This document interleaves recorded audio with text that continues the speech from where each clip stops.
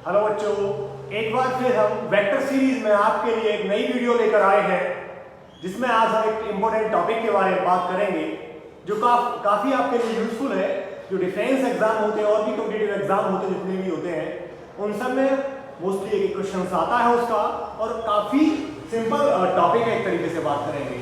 तो अब तक जितनी भी हमने वेक्टर सीरीज में 4 वीडियो अपलोड कर दी है, आज 5 वीडियो है, और जो 5 वीडियो में टॉपिक कराने वाला हूं वो है वेक्टर प्रोडक्ट, क्रॉस प्रोडक्ट। उम्मीद करता हूं आपको समझ में आएगा और अच्छे से आपको डाउट्स क्लियर होंगे।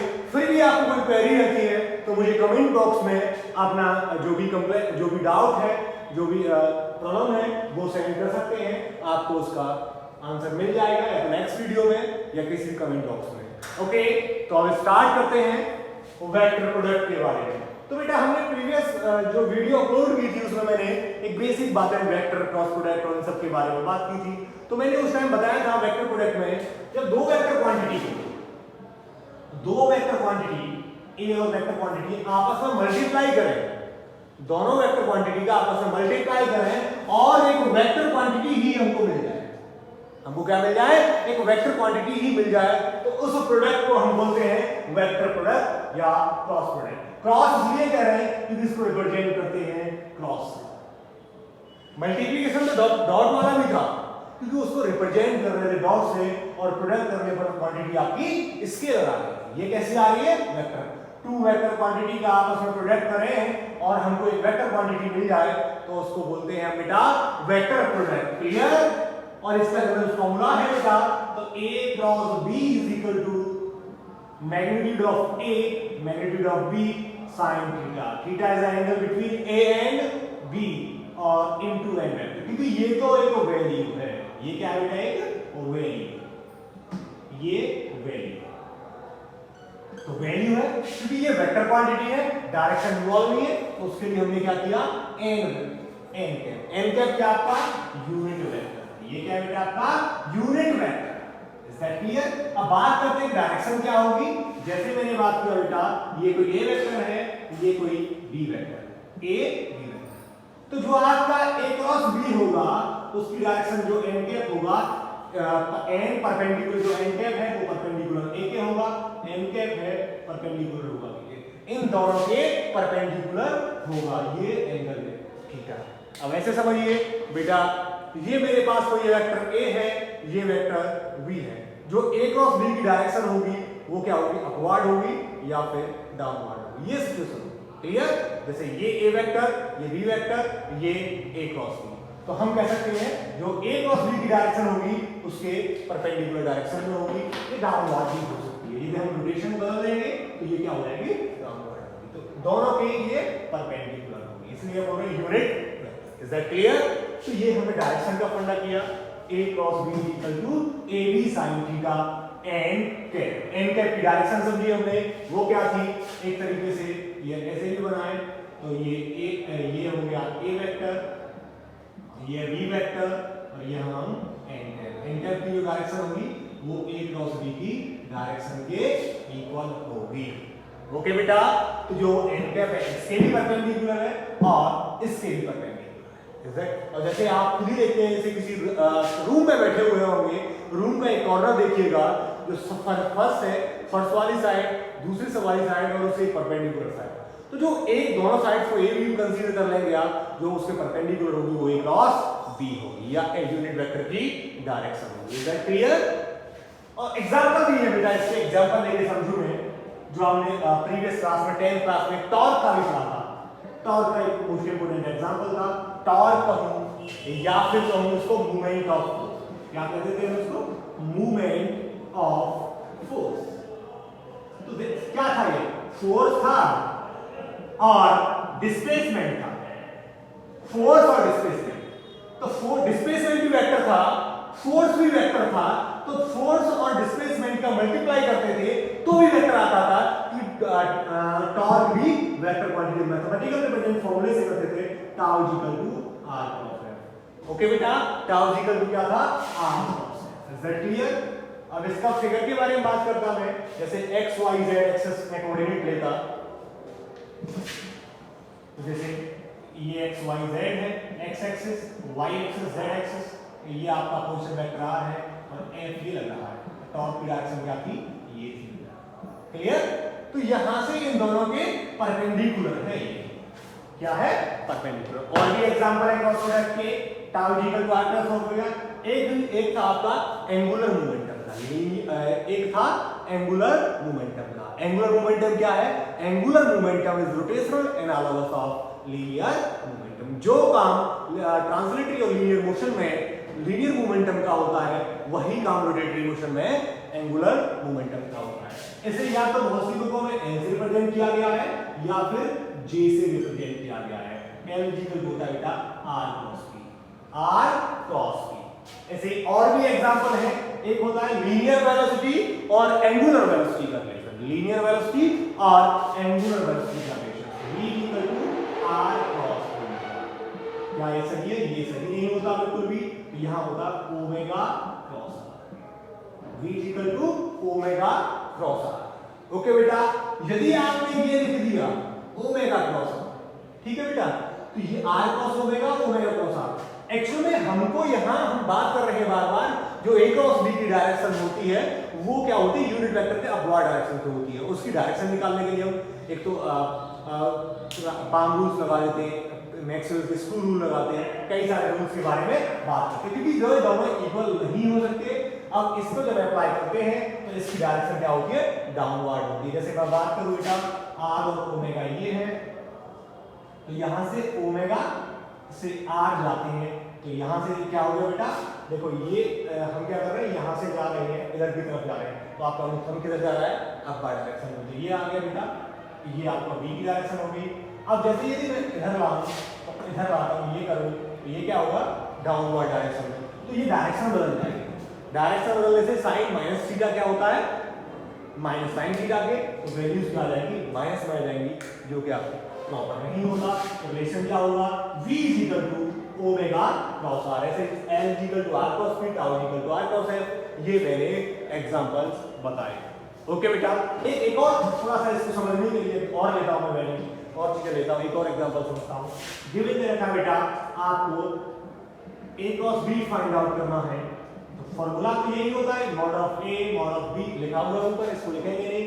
गिवन है बेटा कि a क्रॉस b का मैग्नीट्यूड दे रखा है बेटा, आपको छोड़िए इसको, मैग्नीट्यूड ऑफ a दे रखा है 5, मैग्नीट्यूड ऑफ b दे रखा है 2 और थीटा इक्वल टू 30। पूछा गया है कि a क्रॉस b का मैग्नीट्यूड निकालिए।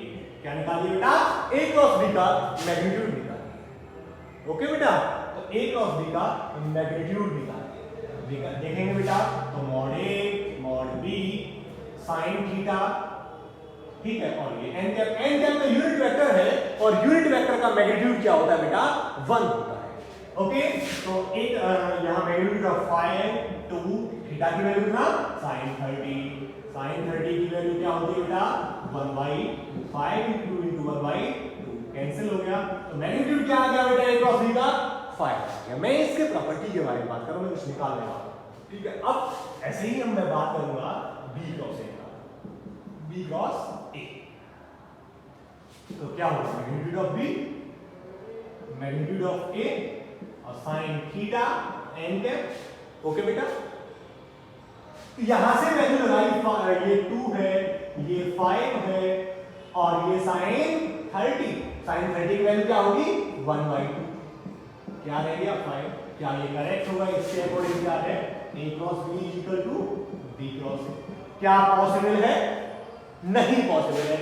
ये क्या है, प्रॉपर मेथड क्या, इनकरेक्ट है। ये क्या है बेटा, इनकरेक्ट। अब बताता हूं कैसे ये सही होगा, कैसे करेंगे ये। ओके बेटा, तो अभी मैंने देखा, तो यहीं से मैं प्रॉपर्टी के बारे में डिस्कस करने वाला हूं, जो वेक्टर प्रोडक्ट की प्रॉपर्टीज होती हैं। Is that clear? मैंने अभी आपको a क्रॉस b करके दिखाया, a क्रॉस b की वैल्यू a और b की वैल्यू गिवन थी, थीटा की वैल्यू गिवन थी, 5/3 क्रॉस, उसी को एग्जांपल को प्रॉपर्टी के अंदर समझाता हूं। प्रॉपर्टी तो मैंने बेटा अभी a क्रॉस b निकाल फाइंड आउट किया, आपका 5 आएगा, क्योंकि गिवन था बेटा आपको a 5 था, b 2 था, थीटा 30। ओके बेटा, थीटा क्या था आपका 30 था। क्लियर? अब जैसे वेक्टर ए ये था, बी वेक्टर बी, ठीक है बेटा। मैंने ए क्रॉस बी निकाला, तो ए क्रॉस बी क्या निकाला बेटा मैंने? ए क्रॉस बी डायरेक्शन, देखो ए क्रॉस बी डायरेक्शन क्या आ गई? ये यही कौन उनका किधर जा रहा है? बाहर की तरफ, ठीक है। प्लेन की वजह से बाहर की तरफ डायरेक्शन क्या होगी इसकी? ये होगी। तो एंगल 30 लगा दिया हमने, तो यू ही कौन। ओके बेटा, ये पूरा 360 का। अब जैसे मैं बी क्रॉस ए के बारे में बात कर रहा था, बी क्रॉस ए के बारे में, तो क्या था बेटा? तो अब यहां से हमको कैसे करना है? इधर से आना है। किधर से आना है? इधर से। क्या होगा इधर से बेटा? डायरेक्शन किधर होगी? डाउनवर्ड। डायरेक्शन किधर होगी? डाउनवर्ड होगी। अब यहां से या तो हमको बी से ए इधर चलना पड़ेगा, बी से ए इधर चलना पड़ेगा। Is that clear? तो ये आपका साइन माइनस थीटा करके निकाल दीजिए, 360 माइनस 30 करके निकाल दीजिए, क्योंकि ये 30 तो रिमेनिंग हो गया, बी से टेल बाय टेल कनेक्ट है, तो इधर करके जाएंगे बेटा, तो क्या होगा? साइन माइनस 30 आ गया, माइनस साइन 30 आ गया, माइनस साइन 30, साइन 30 की वैल्यू 1/2, तो वैल्यू क्या आएगी? -5। कैसे आएगी? तो क्योंकि बेटा आपका जैसे a cross b, b cross a निकाला, तो वो तो सेम 5 2 और इनटू -1/2, -1/2। ओके बेटा, सॉल्व किया, ये 2 था बेटा, 2 गिवन था, तो -1। तो आप देख रहे होंगे बेटा a cross b, b cross a के इक्वल नहीं है, a cross b is not equal to b cross a। Okay बेटा, ये सारी चीजें समझाने के लिए मैंने जो फर्स्ट प्रॉपर्टी लाई, पहला क्या है? a cross b is not equal to b cross a। Okay बेटा, इसका मतलब क्या हो गया? जबकि a dot b b dot a equal थे, क्योंकि वहां डायरेक्शन का कोई मसला था ही नहीं, क्योंकि वो स्केलर क्वांटिटी थी। ओके बेटा, तो ये कहेंगे vector product is not commutative. Vector product is not commutative. जबकि स्केलर प्रोडक्ट कम्यूटेटिव था, वेक्टर प्रोडक्ट क्या है? कम्यूटेटिव नहीं है, क्योंकि a cross b b cross a के इक्वल नहीं होता। और दूसरे तरीके से बात करूं तो तब इक्वल होगा a cross b is equal to minus b cross a। ये पॉसिबल, ये क्या है? ये पॉसिबल है। ये तो पॉसिबल है, पर ये पॉसिबल नहीं है। क्या बेटा? ये पॉसिबल आपका नहीं है। क्लियर हुआ नहीं हुआ? आगे समझ में बेटा, a cross b b cross a के इक्वल नहीं होगा, क्योंकि a cross b equal to minus b cross a, direction opposite हो जाएगी। मैंने अभी q का आंसर अभी पहले देके चला, y का आंसर मैंने पहले ही आपको दिया था कि कैसे नहीं होगा, पहले y का आंसर दिया, उसके बाद मैंने प्रॉपर्टी यहां मेंशन करी। Is that clear? Second property के बारे में बात करते हैं। ये सारी चीजें नोट करते जाइएगा नोटबुक पर, आपके लिए काफी यूजफुल रहेंगे लोग। सेकंड है बेटा, सेकंड के बारे में बात करें, जैसे a cross b plus c। Okay बेटा, तो ये क्या होगा? a cross b plus a cross c। ये कौन सा हो गया? ये डिस्ट्रीब्यूटिव हो गया, एक वेक्टर। ये क्या है? डिस्ट्रीब्यूटिव। जो वेक्टर प्रोडक्ट की प्रॉपर्टी होती है वो क्या होती है? डिस्ट्रीब्यूटिव नेचर की होती है। ऐसे ही स्केलर प्रोडक्ट में भी था, ये कौन सी प्रॉपर्टी होगी? डिस्ट्रीब्यूटिव। ये क्या किस नेचर है? कम्यूटेटिव नहीं है, डिस्ट्रीब्यूटिव है बेटा। ओके बेटा, कोई प्रॉब्लम है? अब मैं बेटा इन दोनों प्रॉपर्टी को रख कर रहा हूं। अब बात करता हूं जब टू वेक्टर्स, पैरेलल वेक्टर्स का आपस में प्रोडक्ट है। थर्ड प्रॉपर्टी के बारे में, cross product of two parallel vector, parallel vectors. Okay बेटा, दो समांतर सदिशों का सदिश गुणनफल। ठीक है बेटा, तो जैसे कि कोई वेक्टर ए ये है, वेक्टर बी ये है, दोनों का क्रॉस प्रोडक्ट निकालना है मुझे, ए क्रॉस बी निकालना है। तो क्या होगा, mod A mod B sine इन दोनों के बीच का एंगल, दोनों एक ही डायरेक्शन में अलाइन है, दोनों की डायरेक्शन सेम है, दोनों की डायरेक्शन सेम होने से थीटा क्या होगा, जीरो होगा। Theta zero, sine theta zero है तो साइन जीरो की वैल्यू क्या होगी, जीरो होगी। तो ए क्रॉस बी, तो इससे हमें पता चलता है कि दो पैरेलल वेक्टर का क्रॉस प्रोडक्ट करने से हमको क्या मिलता है, एक नल वेक्टर मिलता है। क्या मिलता है हमको, एक जीरो वेक्टर मिलता है। Is that clear?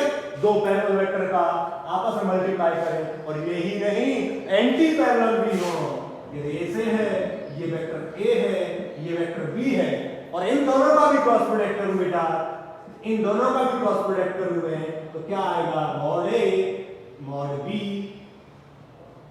और साइन 180। क्या आएगा बेटा, क्योंकि दोनों अपोजिट हैं, दोनों अपोजिट हैं, दोनों के बीच का एंगल क्या हो गया, 180 है। यहां दोनों सेम डायरेक्शन थी तो एंगल 0 था, और यहां 180 है, साइन 180 की वैल्यू क्या होती है, 0 होती है। तो एंटी पैरेलल का भी केस में क्या आ गया, 0। दो केस में क्या आ गया बेटा, 0 आ गया। Is that clear? हुआ नहीं हुआ? कि क्रॉस प्रोडक्ट पैरेलल वेक्टर्स का 0 होता है। इससे पहले मैंने डिस्ट्रीब्यूटिव बताया था कि जो क्रॉस प्रोडक्ट होता है वो डिस्ट्रीब्यूटिव नेचर का होता है, बट कम्यूटेटिव प्रॉपर्टी नहीं होती, because A cross B never be equal to B cross ए।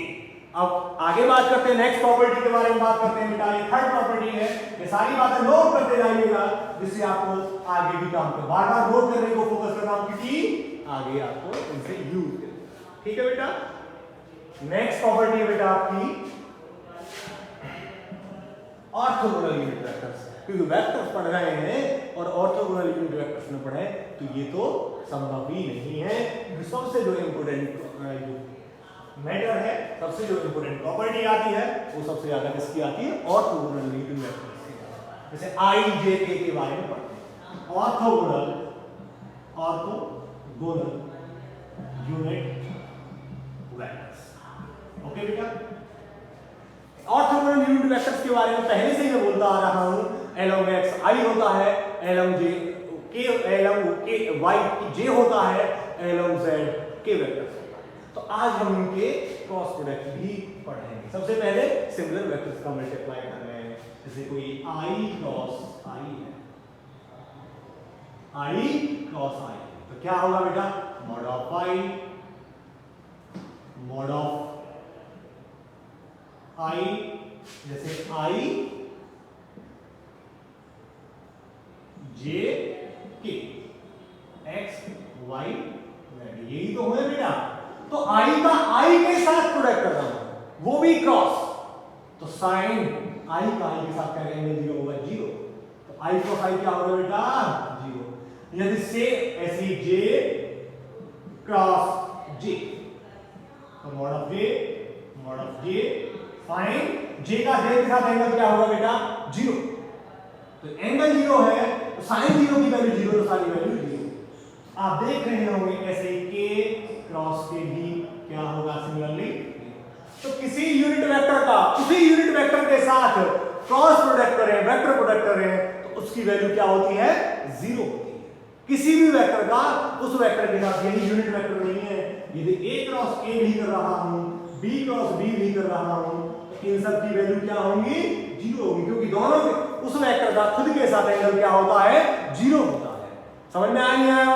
यदि किसी वेक्टर का उसके खुद के साथ वेक्टर प्रोडक्ट कर रहे हैं, वेक्टर प्रोडक्ट, तो वैल्यू क्या होती है, 0 होती है। ओके बेटा, तो i cross i, j cross j, k cross k, इनकी वैल्यू क्या होगी, 0 होगी। ये देखो थोड़ा सा फिगर को और मैं बनाता हूं, x y z i j k। Okay बेटा, तो ये अब दूसरी बात है इनका दूसरे के साथ i क्रॉस j। बेटा आई क्रॉस जे, तो मैग्नीट्यूड आई मैग्नीट्यूड जे, दोनों के बीच का एंगल क्या होगा? आई और जे के बीच का एंगल क्या है बेटा? 90 है, sin 90। और मैंने बताया था, आप देख रहे हैं फिगर में, a cross b equal to mod a mod b sin theta, और n कैप क्या है? यूनिट वेक्टर है जिसकी डायरेक्शन क्या होती है? a क्रॉस b के परपेंडिकुलर। तो i और j का क्रॉस ले रहा हूं बेटा, तो इसकी डायरेक्शन किधर होगी? इधर होगी। तो ये क्या होगा? k vector. ये क्या है? आपका यूनिट वेक्टर है। तो ये sin 91, इसका मैग्नीट्यूड 1, इसका मैग्नीट्यूड 1, तो i क्रॉस j क्या आ गया बेटा? k वेक्टर आ गया। तो मैं इधर से चला, इधर आया तो a बचा, ऐसे ही j क्रॉस k तो mod of k sin 90, j और k के बीच का एंगल क्या है? 90। और देखो j के का परपेंडिकुलर यूनिट वेक्टर क्या है? आपका i वेक्टर है। j क्रॉस k क्या आ गया बेटा? i। Is that clear? Similarly k cross i क्या आ गया? j vector. मैं यहां से चला तो ये आया था, यहां से चला तो ये आया, और यहां से चला तो ये आया। ओके बेटा, एक ऐसे समझिए बेटा, जैसे i j k सर्कुलर, एक तरीके साइकिल को बना लीजिए। यहां i हो गया, j हो गया, k हो गया। आप ऐसे चल गए, i क्रॉस j कर रहे हैं तो k रहेगा, j क्रॉस k कर रहे हैं तो i रहेगा, k क्रॉस i कर रहे हैं तो क्या रहेगा बेटा? j। अब बात कीजिए बेटा, क्योंकि इनका उल्टा कर दो। अब इनको रफ करके लिख रहा हूं बेटा, क्योंकि i cross j equal to k, j cross i equal to i, k cross i equal to j। i cross j k, j cross k i, और ऐसे ही k क्रॉस i j। बेटा मैं इनका क्या कर दूं? अपोजिट कर दूं। क्या कर दूं बेटा? इनका अपोजिट कर दूं। k क्रॉस j, मैं k क्रॉस j ऐसे करके कैसे जाऊं बेटा? अब तक तो मैं ऐसे आ रहा था, अब कैसे जाऊं? उल्टा। ठीक है, तो मैंने पहले जब जो एंटी क्लॉकवाइज की जगह एंटी क्लॉकवाइज को मूव कराऊं तो क्या हो जाएगा बेटा? तो mod of k mod of j sine, ठीक है बेटा, साइन। तो ऐसे जाऊंगा तो ये पूरा टेल करेंगे 360 माइनस थीटा, जितना घुमाऊं 90, तो माइनस साइन 90 तो माइनस 1 हो जाएगा, तो साइन थीटा।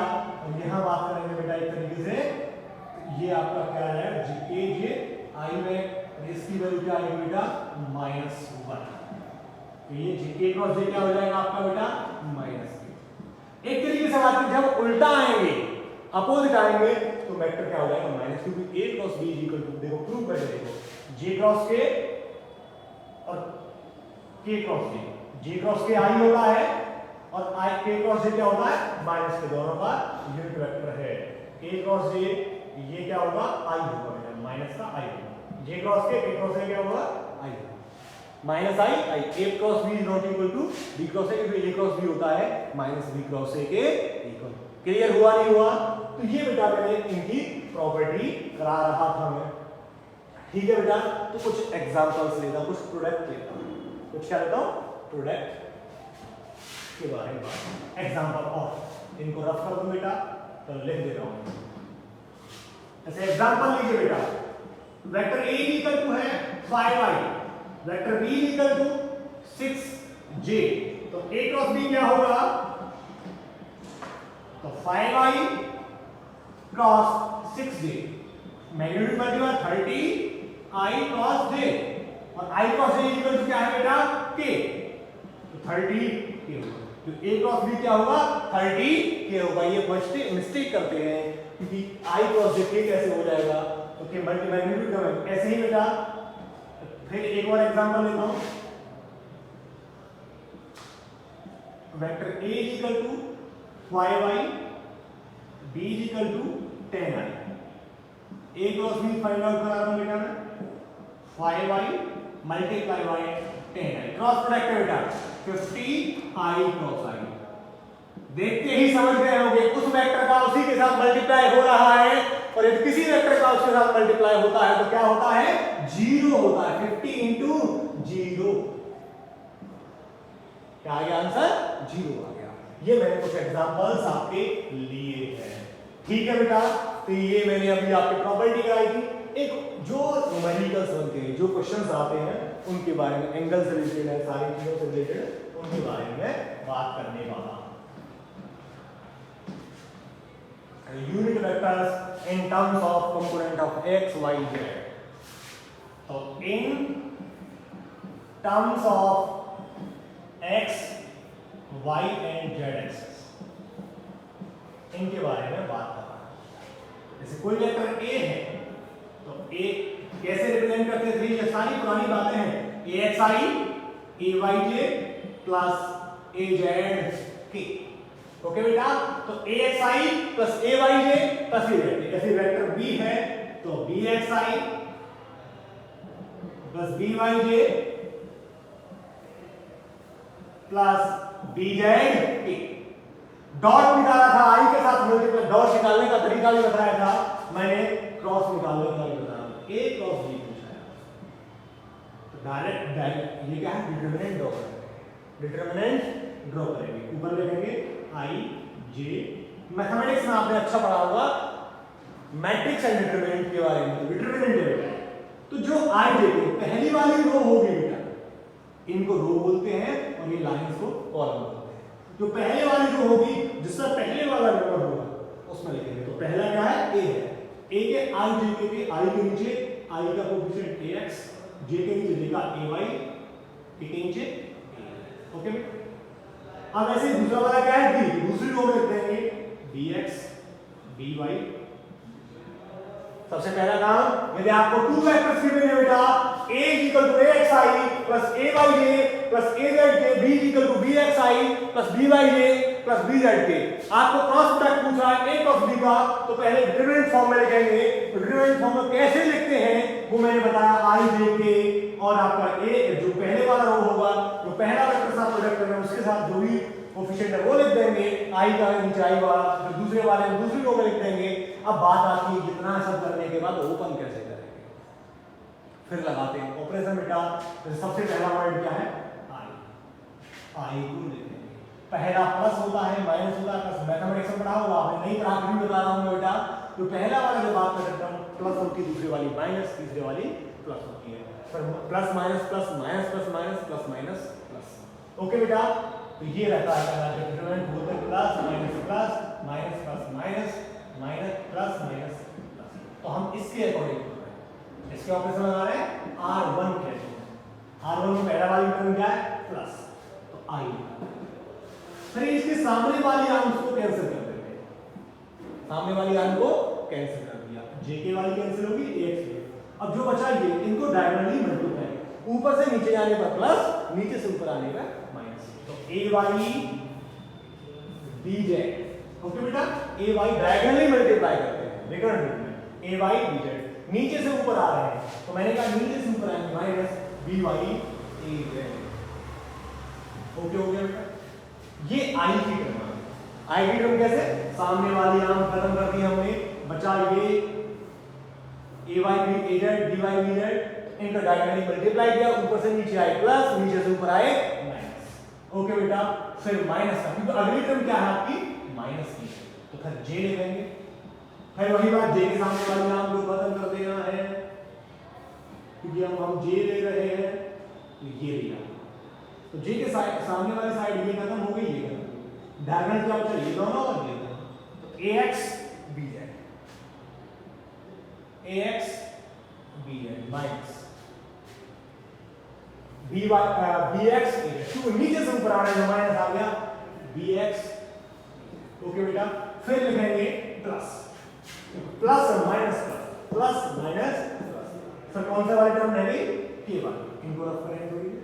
अब सामने वाली आर्म ये और ये कैंसिल होगी, k क्या बनेगा बेटा, तो ax by माइनस bx। बेटा ये ऐसे करके एक्सप्लेन करेंगे, जो भी कैलकुलेट करके आएगा वो आपका आंसर। ओके बेटा, तो मैंने बताया अभी आपने मैथमेटिक्स में पढ़ा है ये मैट्रिक्स ऑफ डिटरमिनेंट, आपके सर ने पढ़ाया होगा, तो ये बहुत आसान है। फिर भी नहीं पढ़ा आपने तो मैंने बताया कैसे इसको ओपन करते हैं। क्लियर हुआ नहीं हुआ? कोई वेक्टर ए गिवन है, वेक्टर बी गिवन है, तो axi ay ये लिखा, डिटरमिनेंट फॉर्म में लिखा, डिटरमिनेंट को ओपन कैसे करते हैं, कैसे एक्सप्लेन करते हैं वो मैंने आपको बताया। Is it clear? फिर कोई एक एग्जांपल लेता हूं, जल्दी से खत्म करता हूं इसको, एग्जांपल के बाद आपके बारे में बात करेंगे। ओके बेटा, सबसे पहले कोई एग्जांपल लेता हूं। कोई वेक्टर ए है, ए की वैल्यू है आपकी 5i + 3j + 2k, vector B है 2i 6j + 3k।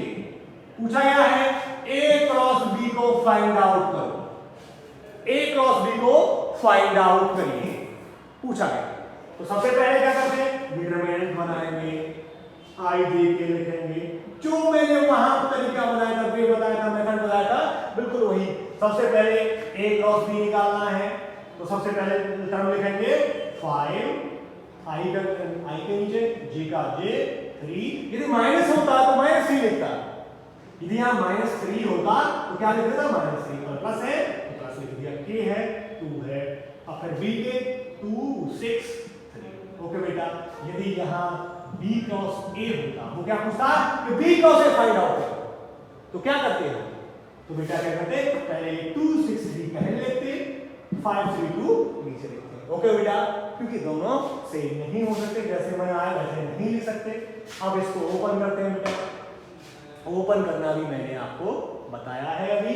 सबसे पहले i को लेंगे, i लिया, प्लस का लेंगे, तो पहली टर्म क्या है, प्लस की टर्म, सामने वाली साइड कैंसिल, बचा गया 3 3 जा, डायरेक्टली जाएंगे, 3 3 जा 9, 6 2 जा 12, नीचे से ऊपर आ रहे हैं -12। ओके बेटा, फिर माइनस का सिंबल के साथ j लिखा, ये सामने वाली साइड कैंसिल हो गई, ये कैंसिल हो गई, बचा गया ये और ये। 5 3 जा 50, 2 2 जा 4, वो किसका माइनस का जुगल। ओके बेटा, ऐसे ही फिर बेटा मैं लेता हूं k वाली टर्म, फिर मैं प्लस k वाली टर्म ये हो गई, तो ये कैंसिल हो गया और ये कैंसिल हो गया, बचा ये वाला पार्ट, 5 6 का 30, 2 3 जा 6। ओके बेटा, तो ये बचा, आपको सॉल्व करेंगे। 9 - 12 कितना होता है बेटा, -3, 15 - 4 -11j, प्लस 30 - 6 20। तो जो आपके a और b वेक्टर्स गिवन थे, a क्रॉस b पूछा गया, वो कितना निकल के आया, -3i - 11j + 20k। यदि क्रॉस पूछता है तो आप यहां से निकाल सकते हैं, फिर भी पूछता है इसका मैग्नीट्यूड फाइंड आउट करो, calculate the magnitude of a cross b, तो अब इसका मैग्नीट्यूड लेंगे। मैग्नीट्यूड फाइंड आउट करना मैं ऑलरेडी ही बता चुका हूं कि कंपोनेंट ऑफ i -3 का स्क्वायर, कंपोनेंट ऑफ j का स्क्वायर -11 का स्क्वायर प्लस 20 का स्क्वायर। तो 3 3 जा 9 -+ प्लस 11 121 प्लस 2 2 जा 20 20 400 हो गया। सॉल्व करेंगे, आपके पास आंसर आ जाएगा। ओके बेटा, ये मैंने आपको वेक्टर प्रोडक्ट कराया, पिछली वीडियो में क्रॉस डॉट प्रोडक्ट कराया था, समझ में आ गया होगा, सारी प्रॉपर्टी मैंने एक्सप्लेन किए हैं, सारा कंसेप्ट क्लियर किया है। फिर भी आपको कोई भी डाउट रहता है तो मुझे कमेंट करेंगे और बताएंगे, और वीडियो को लाइक करेंगे, शेयर करेंगे, और यदि अब तक चैनल को सब्सक्राइब नहीं किया है तो आप अपने चैनल को सब्सक्राइब भी करेंगे, जिससे क्या होगा कि आगे आपको वीडियो मिलती रहे और ऐसे ही आपका बेनिफिट होता रहे, क्योंकि लॉकडाउन में अब यही एक मीडियम है जिससे आपको हेल्प हो सकती है और आगे इसको बढ़ने का भी। Okay, thank you very much.